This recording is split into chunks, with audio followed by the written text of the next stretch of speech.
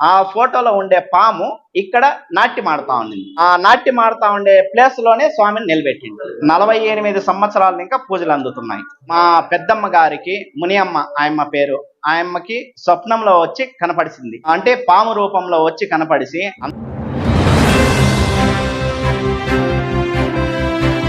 నీలాంజన సమాభాసం రవిపుత్రం యమాగ్రజం ఛాయామార్తాండ సంభూతం తం నమామి శనైశ్వరం. శ్రీ జ్యేష్ఠాదేవి సమేత శ్రీ ಶನೇಶ್ವರ ಸ್ವಾಮಿ ದೇವಾಲಯ, ಕಾಂತರಾಜ ಸರ್ಕಲ್, ಮುಳಬಾಗಿಲು ತಾಲೂಕು. ಸುಮಾರು 50 ವರ್ಷಗಳ ಇತಿಹಾಸವಿರುವ ಈ ದೇವಾಲಯದಲ್ಲಿ ಶ್ರಾವಣ ಮಾಸದಲ್ಲಿ ಪ್ರತಿ ವರ್ಷ ವಿಶೇಷ ಪೂಜಾ ಕಾರ್ಯಕ್ರಮಗಳು ವಿಜೃಂಭಣೆಯಿಂದ ನಡೆಯುತ್ತದೆ. 38 ವರ್ಷಗಳಿಂದ ಸತತವಾಗಿ ಶ್ರೀ ಜ್ಯೇಷ್ಠಾದೇವಿ ಮತ್ತು ಶ್ರೀ ಶನೇಶ್ವರ ಸ್ವಾಮಿಯ ಕಲ್ಯಾಣೋತ್ಸವವು ನಡೆಯುತ್ತಿದೆ. ಈ ವರ್ಷ ಕೊನೆ ಶನಿವಾರ 23/8/2025 ಬೆಳಿಗ್ಗೆ 9 ಗಂಟೆಗೆ ಪ್ರಾರಂಭವಾಗಲಿದೆ.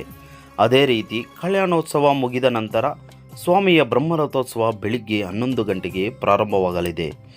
ಆದ್ದರಿಂದ ಭಕ್ತ ಮಹಾಶಯರು ಸಕಾಲಕ್ಕೆ ಆಗಮಿಸಿ ದೇವರ ದರ್ಶನ ಪಡೆದು ಶ್ರೀ ಜ್ಯೇಷ್ಠಾದೇವಿ ಸಮೇತ ಶ್ರೀ ಶನೇಶ್ವರ ಸ್ವಾಮಿಯ ಕೃಪೆಗೆ ಪಾತ್ರರಾಗಬೇಕಾಗಿ ವಿನಂತಿ. శనిచ్చరణీలాంజన సమావాసం రవిపుత్రేమాగ్రజం ఛాయమార్తాండ సంభూతం తం నమామి శనేశ్వరం.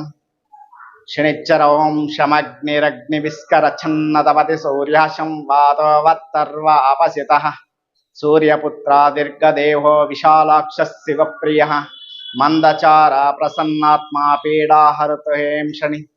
భక్త మహాశయులకు విజ్ఞప్తి, ఎప్పుడు ప్రతి శ్రావణ మాసము చాలా విశేషంగా తిల తైలాభిషేకాలు ఉంటాయి, అభిషేకాలు ఉంటాయి, చాలా విశేషంగా ఉంటుంది. చాలా అభివృద్ధి పొందుతుంది. భక్త మహాశయులు కూడా ఎక్కువగా వస్తారు. అందులో కూడా ఇప్పుడు శ్రావణ మాసం ఎలా పూజలు పునస్కారాలు ఎలా జరుగుతాయి సార్? ప్రతి శ్రావణ మాసము చాలా విశేషంగా ఉంటుంది. ప్రతి శ్రావణ మాసము స్వామి కళ్యాణోత్సవం ఉంటుంది, రథోత్సవం ఉంటుంది, అభిషేకాలు ఉంటాయి.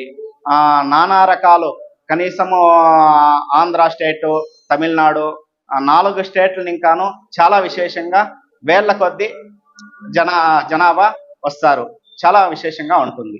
ముఖ్యంగా ఇక్కడ కాంతరాజ్ సర్కిల్ దేవాలయంలో శ్రావణ లాస్ట్ శనివారం నాడు రథోత్సవం ఉంది. దాంతో పాటు మరొక విశేషం ఏదో చెప్తున్నారు. ఏ విశేషం సార్? వాళ్ళందుకు వాళ్ళే అభిషేకం చేయొచ్చు, వాళ్ళ చేతిలోనే అభిషేకం చేపిస్తాము. తైలాభిషేకము వాళ్ళ చేతిలోనే చేయొచ్చు. భక్తులు నేరుగా వచ్చి స్వామి వారికి అభిషేకం చేసే అవకాశాలు ఉంటాయి. ప్రతి ఏడాది ఉంటుంది, ప్రతిరోజు ప్రతి శనివారము ఉంటుంది. ప్రతి శనివారము ఉంటుంది. పంచామృతాభిషేకాలు ఉంటాయి. పంచామృతాభిషేకం అయిన తర్వాత తిల తైలాభిషేకం ఉంటుంది. వాళ్ళ చేతులతోనే వాళ్ళ నూనెతో అభిషేకం చేపిస్తాము. విశేషంగా శ్రావణ మాసంలో ఈ వారి 5 శనివారాలు వచ్చినాయి. అవును, 4 శనివారాలు అయితే ఇప్పటికే అయిపోయినాయి. లాస్ట్ శనివారం నాడు మన ఈ ఒక కాంతరాజ్ సర్కిల్లో భక్తులు నేరుగా వచ్చి కూడా అభిషేకం చేయొచ్చు చెప్తున్నారు. దాంతో పాటు ఇంకేమేమి పూజలు జరుగుతున్నాయి? లాస్ట్ శనివారం స్వామి కళ్యాణోత్సవం ఉండే రోజు ఉండేలేదు అభిషేకం ఆ రోజు చేపించే కయ్యలేదు. వేరే 5 వారాలు ఉండింది, 4 వారాలు కంటిన్యూ అభిషేకాలు ఉండింది. తిల తైల అభిషేకం వాళ్ళ చేతిలోనే చేపించేది ఉండింది. ఈ లాస్ట్ వారం మాత్రం అది ఉండేలేదు. శ్రావణ మాసం అంటేనే శ్రీనివాసునికి, హనుమంతునికి, శనేశ్వరునికి విశేషమైనటువంటి మాసం. అవును. అందులో కూడా ఇప్పుడు ఇక్కడ శనేశ్వరి దేవాలయంలో భక్తులకి ఏదైనా చెప్పాలంటే స్వామి వారి మహత్వం గురించి ఏం చెప్తారు? మ్యారేజ్లు కావాలన్నా మొక్కుబడి చేసుకుంటే మ్యారేజ్లు అవుతాయి. ఇంట్లో ఎలాంటి సమస్య ఉన్నా కూడా స్వామి దగ్గరకు వచ్చి నమస్కారం వేసుకొని పోతే పరిహారం అవుతుంది, అనుకూలాలు అవుతాయి. సకల దోషాలు పరిహారాలు అవుతాయి. అవును. భక్త మహాశయులకి స్వామి వారి గురించి, ఈ క్షేత్రం గురించి మహత్తమైన విచారం ఏదైనా చెప్పాలంటే ఏం చెప్పే ఇష్టం? మహానుభావుడు మా పెద్దమ్మ గారికి మునియమ్మ ఆయమ్మ పేరు, ఆయమ్మకి స్వప్నంలో వచ్చి కనపడిసింది. అంటే పాము రూపంలో వచ్చి కనపడిసి అంతర్ధ్వని వినపడిసింది. నేను ఇక్కడ నిలబడతాను, నాకు ఇక్కడ దేవాలయం కట్టించండా అనేసి సౌండ్ వినపడిసింది. సరే, అదే ప్రకారము వాళ్ళు ఎక్కడుంది జాగా ఏమి అనేది తెలియదు.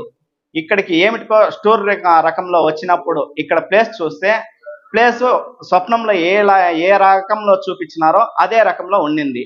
అది చూసిన తర్వాత ఇక్కడే కట్టాల్సిండేది అనేసి ఫ్లాష్ అయింది. ఫ్లాష్ అయిన తర్వాత ఎక్కడ గర్భగుడి కట్టాలా అనేసి ఒక టైపు ఏచన్ చేసుకొని నిలబడుకున్నారు. ఆ ఏచన్లో ఉన్నప్పుడు ఆ ఆవని సైడ్ ఇంకా ఎవరో స్వామీజీ ఒక ఆయన వచ్చినారు. ఆ స్వామీజీ వచ్చి మా ఇక్కడ ఎందుకు నిలబడుకున్నారు, ఇక్కడ ఇది అడవి ప్రాంతము, ఇక్కడ ఎందుకు నిలబడుకున్నారు అని అడిగితే శని మహాత్మ దేవస్థానం కట్టాలా, ఇక్కడ స్వామి ఇక్కడ చూపించినాడు ప్లేసు, ఇక్కడ కట్టాలా అని చెప్పి ఇక్కడ వచ్చినాం మేము. ఇది చూస్తే సేమ్ మాకు స్వప్నంలో ఎట్లా చూపించినాడో అదే టైపు ఉండాది, ఇక్కడే కట్టాలా అనేసి మేము డిసైడ్ చేసినాము అనేసి చెప్పినారు.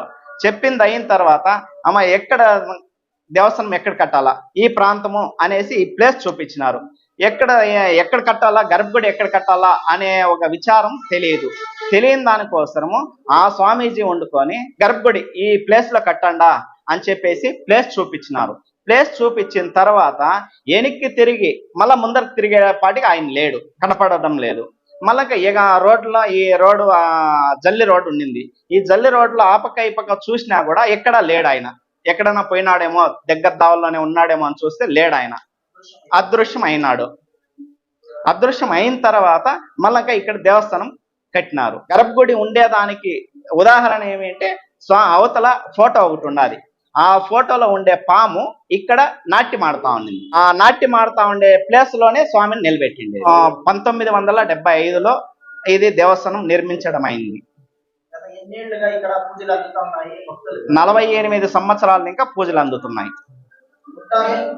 లాస్ట్ శనివారం నాడు భక్తులకి ఏం వాగ్దానం ఇవ్వాలనుకుంటున్నారు, వాళ్ళకి ఏం చెప్పాలనుకుంటున్నారు? శ్రావణ మాసం రేపు శనివారము 23వ తారీఖు కళ్యాణోత్సవం ఉంది. కళ్యాణోత్సవం వచ్చి టైమింగ్ వచ్చి 9:45 ఇంకా 10:30 వరకు స్వామి కళ్యాణోత్సవం ఉంటుంది. ఆ తర్వాత రథోత్సవం ఉంటుంది. భక్తులందరికీ విజ్ఞప్తి, నైట్ శని ప్రభావ హరికథ ఉంటుంది. అందరికీ వినంతి ఏమంటే స్వామి కార్యానికి వచ్చి పాత్రలు కావాలనేసి మరీ కోరుచున్నాం. సర్వే జనా సుఖినో భవంతు.